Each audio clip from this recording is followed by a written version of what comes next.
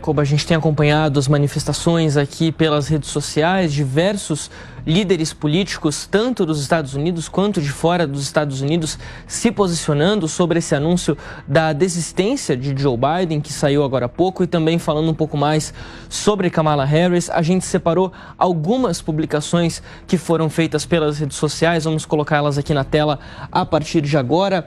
O ex-presidente americano Barack Obama, democrata, claro, afirmou o seguinte em uma publicação pelo Medium, uma rede social, e depois também pelo X: Joe Biden tem sido um dos mais impactantes presidentes da história dos Estados Unidos, além de um querido amigo e parceiro. Hoje nós somos lembrados mais uma vez que ele é um patriota do mais alto nível. Nessa carta divulgada por Barack Obama, ele fala sobre os feitos de Joe Biden nos seus 3 anos e meio até agora, ao longo da presidência à frente da Casa Branca, e diz também o seguinte: ele não dá o apoio formal a Kamala Harris.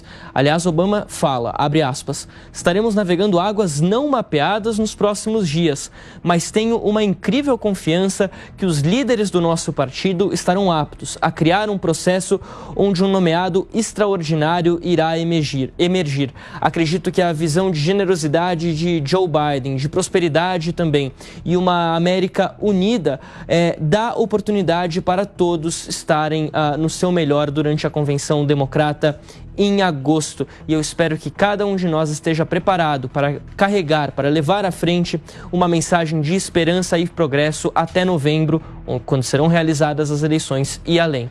Outras publicações que a gente tem aqui destacadas também vamos trazer neste momento. Novamente, a mensagem divulgada em conjunto pelo ex-presidente Bill Clinton e a ex-secretária de Estado Hillary Clinton, novamente destacando aqui que o presidente Joe Biden capitaneou uma extraordinária carreira de serviços com a presidência, que tirou os Estados Unidos de uma pandemia sem precedentes, criando milhões de empregos, reconstruindo uma economia bastante abalada, fortalecendo a democracia e restaurando a posição dos Estados Unidos no mundo. Ele avançou com a ideia dos fundadores dos Estados Unidos de construir uma união mais perfeita ainda, e também o objetivo de restaurar a alma da nação americana. Isso que é algo bastante falado pelos democratas, pela Casa Branca, desde que Joe Biden assumiu a presidência, ainda mais por conta daquele ataque ao Capitólio que foi visto como uma grande ameaça à democracia, o principal símbolo dos Estados Unidos. Bill Clinton e Hillary Clinton ainda falaram ali que se unem a milhões de americanos em agradecer o presidente Joe Biden pelos seus anos de serviço. E a gente pode voltar ali, inclusive, com a publicação do Isaac Herzog, presidente de Israel, também uma manifestação bem importante. A gente sabe das relações entre Israel e Estados Unidos. O premier Benjamin Netanyahu, que é de fato chefe de Estado, ainda não se pronunciou, mas o chefe de governo, que é o Isaac Herzog, esse sim. Isaac Herzog diz o seguinte: gostaria de estender o meu agradecimento ao presidente dos Estados Unidos, Joe Biden, pela sua amizade e apoio inabalável ao povo israelense ao longo das suas décadas de uma longa carreira. Como o primeiro presidente americano a visitar Israel durante um período de guerra, como recebedor da medalha presidencial de honra de Israel e como um verdadeiro aliado do povo judeu, ele é um símbolo da união inabalável entre os nossos dois povos. Eu envio a ele e à primeira-dama Jill Biden e a toda a sua família meus mais sinceros desejos de Jerusalém. A gente lembra da boa relação também que possui o candidato republicano Donald Trump com o governo israelense. Donald Trump foi durante o seu mandato que ele transferiu a embaixada americana de Tel Aviv para Jerusalém. Esse que é um movimento, olhando do ponto de vista diplomático, considerado bastante arriscado, bastante polêmico, melhor dizendo, já que há uma grande discussão histórica na ONU, internacionalmente, envolvendo a capital de Israel. Os israelenses consideram Jerusalém a sua capital. Porém, como não há uma definição ainda oficial envolvendo o que é território israelense e o que é território palestino, e a autoridade palestina também reivindicando Jerusalém como sua capital, a enorme maioria dos países ao redor do mundo tem Tel Aviv como capital oficial de Israel e, consequentemente, mantém as suas embaixadas em Tel Aviv. É o caso, por exemplo, do Brasil, é o caso da Argentina, do Canadá, de todos os países da União Europeia. Praticamente todos os países ao redor do mundo possuem a sua embaixada em Tel Aviv. Donald Trump rompeu com essa tradição e levou a embaixada americana de Tel Aviv para Jerusalém. Ganhou grande apoio de parte do povo israelense por conta disso, mas ainda gera uma grande discussão. Vamos seguir o nosso giro aqui de manifestações internacionais, agora com o presidente da Polônia, Donald Tusk, dizendo o seguinte: caro presidente Joe Biden, você tomou várias decisões difíceis sobre as quais a Polônia é grata. E a América, os Estados Unidos e a Polônia são mais seguros e as democracias são mais fortes por conta destas decisões. Eu sei que você foi tomado pelas mesmas motivações quando anunciou a sua decisão final, provavelmente a decisão mais difícil da sua vida de não concorrer, então, à reeleição, é o que diz o presidente da Polônia, Donald Tusk. Polônia também que tem uma aliança muito forte com os Estados Unidos por conta principalmente da parceria envolvendo a OTAN. A Polônia é um dos países membros da OTAN, um dos 32 países membros da OTAN, e se tornou um dos principais países nessa discussão que envolve a guerra na Ucrânia contra a Rússia, já que Polônia e Ucrânia são países fronteiriços e a Ucrânia recebeu milhares, quiçá milhões de ucranianos que fugiram da guerra desde 2022. Sempre que algum líder estrangeiro vai até a Ucrânia, ele precisa necessariamente, nesse momento, passar pela Polônia, já que o espaço aéreo ucraniano está fechado para voos comerciais, principalmente voos que levem autoridades do mais alto nível, como é o caso de Joe Biden. Portanto, nos últimos anos, sempre que Biden, Antony Blinken, que é o secretário de Estado dos Estados Unidos, que seria o equivalente aqui ao nosso ministro das Relações Exteriores,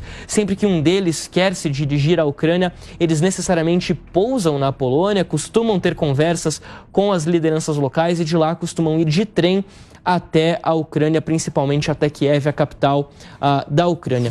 Seguindo aqui também as manifestações, a gente traz Ronald Klain. Ronald Klain foi chefe de gabinete de Joe Biden no começo da sua presidência.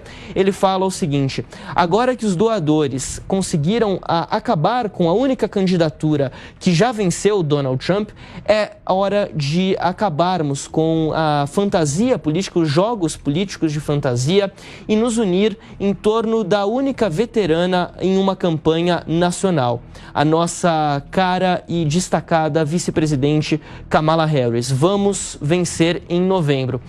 Ronald Klain toca em um ponto aqui, Kobayashi, amigos, que é bastante interessante a gente destacar. Desde que Donald Trump se tornou o grande nome do Partido Republicano, e isso a gente fala aqui desde 2016, quando ele concorre à presidência pela primeira vez, foram disputadas 4 eleições nos Estados Unidos. A eleição presidencial em 2016, que Donald Trump, claro, ganhou, e aí as eleições legislativas em 2018, a eleição presidencial em 2020, que Joe Biden vence contra Donald Trump, e as eleições legislativas em 2020. A visão dos analistas é que Donald Trump tem um aproveitamento de apenas 25%, porque ele venceu em 2016, mas os republicanos não conseguiram avançar sua maioria no Congresso americano em 2018, perderam a corrida à Casa Branca em 2020 e também em 2022 tiveram um revés no campo legislativo. Então, sob o comando de Joe Biden, há uma certa vantagem contra Donald Trump no que diz respeito à história eleitoral, os embates eleitorais, desde que Donald Trump tomou as rédeas do Partido Republicano. Ele vence as eleições de 2016, mas os republicanos não têm muito sucesso, ou pelo menos não têm o sucesso esperado nas outras disputas em 2018, 2020 e 2022. Agora veremos em 2024, é claro. Seguindo em frente aqui as manifestações, Bernie Sanders, senador americano, foi pré-candidato em 2016, perdeu para Hillary Clinton, e pré-candidato em 2020, perdeu para Joe Biden, também se pronunciou, disse que Biden serviu o país com honra e dignidade, como o primeiro presidente a segurar piquetes ao lado de trabalhadores em greve. Ele tem sido o presidente mais pró-classe trabalhadora na história moderna americana. Obrigado, presidente, por tudo que você fez. Bernie Sanders, então, que não fala o nome de Kamala Harris, pelo menos neste primeiro momento, mas deve ter aí alguma manifestação em breve. Ele que é visto como a ala mais radical da esquerda dentro do Partido Democrata. A gente tem também uma manifestação da Elizabeth Warren. Warren, ela foi pré-candidata em 2020, também derrotada por Biden e ficou até mesmo atrás de Bernie Sanders na corrida eleitoral, mas sempre foi ali uma grande apoiadora de Biden desde que ele assumiu a presidência, vista como uma democrata clássica, como a gente conhece. Ela fala que a presidência de Joe Biden tem sido transformacional, que ele conseguiu muito nos últimos 4 anos.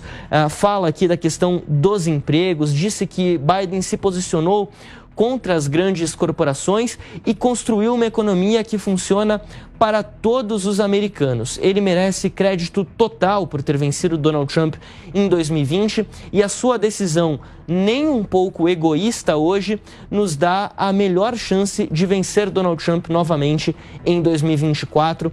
Essas palavras de Elizabeth Warren, que termina ali falando que apoia a candidatura de Kamala Harris para a presidência, diz que ela é uma lutadora já comprovada, que tem sido uma líder nacional, ajudando também a proteger direitos como o caso do aborto, algo que a gente lembra que gerou muita repercussão nos Estados Unidos quando a Suprema Corte reverteu aquele caso chamado de Roe v. Wade, ou seja, o direito do aborto, a decisão de cada um dos estados da federação lá nos Estados Unidos.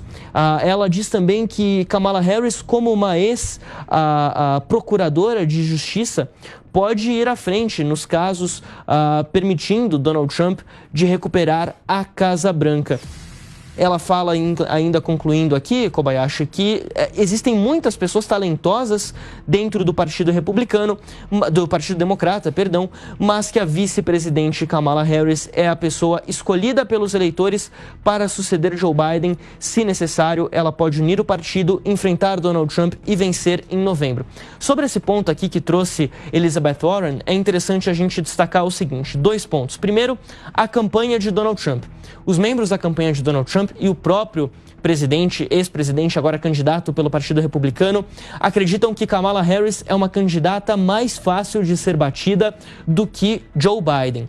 Eles atrelam essa ideia aos resultados de Joe Biden e acreditam que eles podem juntar a figura de Kamala Harris aos resultados do governo de Joe Biden, principalmente no que diz respeito à imigração e inflação, 2 pontos que tocam bastante no eleitorado americano. Também acreditam que podem colar nela uma imagem de ser uma pessoa mais de esquerda. Joe Biden é do Partido Democrata, mas ele é visto como uma figura bem centrista.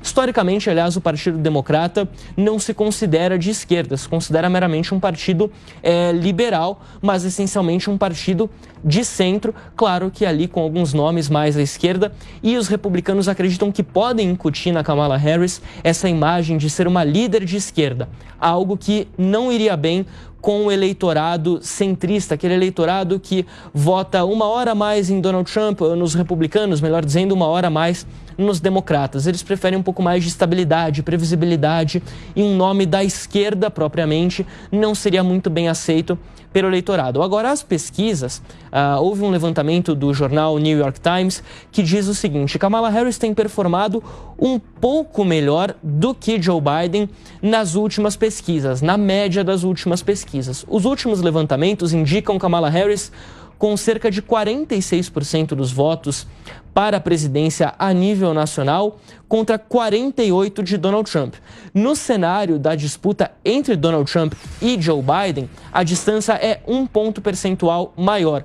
Donald Trump aparece com 47% das intenções de voto a nível nacional, enquanto Joe Biden aparece com 44%.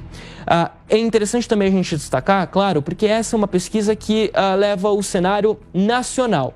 Mas nos Estados Unidos, como a gente bem sabe, as eleições não são decididas assim. Não é o candidato mais votado que necessariamente vence a disputa. É pelo colégio eleitoral.